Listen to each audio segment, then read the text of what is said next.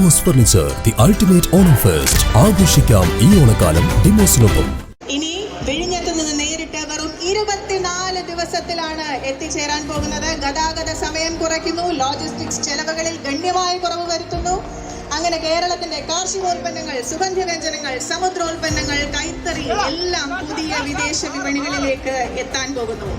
തിരുവനന്തപുരം ആസ്ഥാനമായ നിലമേൽ എക്സ്പോർട്ടേഴ്സ് ആണ് ready to eat and frozen ഭക്ഷണങ്ങൾ അടങ്ങിയ കേന്ദ്ര തുറമുഖ വകുപ്പ് മന്ത്രി സർബാനന്ദ സോനോവാൾ ചടങ്ങിൽ പങ്കെടുക്കുന്നില്ല. തിരുവനന്തപുരം മേയർ വി രാജേഷും ഇപ്പോൾ ഈ ചടങ്ങിൽ പങ്കെടുക്കുന്നില്ല. വന്ദേമാതരം ആലപിക്കാത്തതുകൊണ്ടാണ് ചടങ്ങിൽ നിന്നും BJP നേതാക്കൾ വിട്ടുനിൽക്കുന്നതെന്ന് ആക്ഷേപമുണ്ട്. അരുൺ സോളമനുണ്ട് കൂടുതൽ വിവരങ്ങളുമായി. അരുൺ സോളമൻ, കപ്പൽ നീങ്ങിയോ സ്പെയിനിലേക്ക്?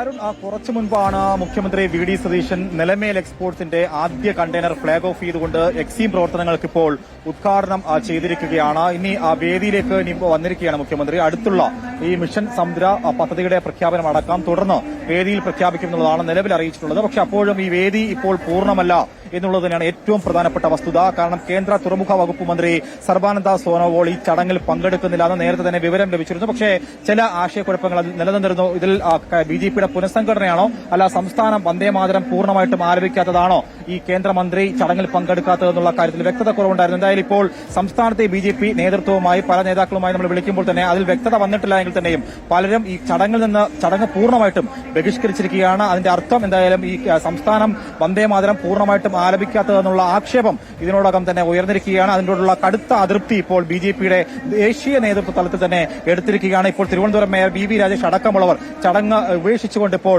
പൂർണ്ണമായിട്ടും മറ്റ് ഓണപരിപാടികളിലേക്ക് കടന്നിരിക്കുന്നു. അദ്ദേഹം പങ്കുവെക്കുന്ന പ്രധാനപ്പെട്ട ഒരു കാര്യം കേന്ദ്ര തുറമുഖ വകുപ്പ് മന്ത്രി ഈ ചടങ്ങിൽ പങ്കെടുക്കുന്നില്ല, അതുകൊണ്ട് താനും ഈ ചടങ്ങിൽ പങ്കെടുക്കുന്നില്ല എന്നതാണ്. പക്ഷേ അതിൽ കൂട്ടിച്ചേർത്തത് ഓണപരിപാടികൾ തനിക്കുണ്ട്, അതിന്റെ തിരക്കുകൾ കാരണമാണ് ചടങ്ങിൽ പങ്കെടുക്കാത്തതെന്നാണ് വി രാജേഷിന് ഒരു മറുപടിയായിട്ട് പറഞ്ഞിരിക്കുന്നത്. എന്തായാലും നിലവിൽ സംസ്ഥാനത്ത് ഈ വന്ദേമാതരം പൂർണ്ണമായിട്ട് ആലപിക്കാതുള്ള ഈ എതിർപ്പ് തന്നെയാണ്, അതിന്റെ കടുത്ത അതിർത്തി തന്നെയാണ് BJP എന്തായാലും ആ ഒരു ദേശീയ നേതൃത്വ തലത്തിലേക്ക് ഇപ്പോൾ ആ നിലപാടെടുത്തിരിക്കുന്നത്. വേണ്ട, നമുക്കത് വിട്ടേക്കാം.